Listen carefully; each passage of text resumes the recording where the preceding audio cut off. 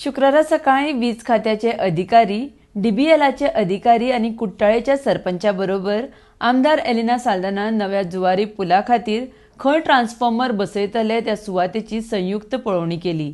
200 केव्हीचे 2 transformer बसयतले म्हण ह्या वेळार आमदार एलिनान माहिती दिल्या.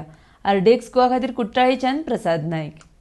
Now, the purpose of this site inspection is to choose or select a suitable site to install the power needs of the bridge.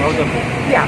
Now we are going to have two sites where the transformers will be installed, and I think each transformer will be about 200 kV. Okay, so we have here our engineer, Mr. Lucas. Here are the representatives of DBL. I think the sarpanch and all the panchayats are here. Okay, and so this is happening fast. And now we finish. One site that is selected is this one. Okay. And the second site is a little further because there are two transformers. When the transformer will be only for the bridge?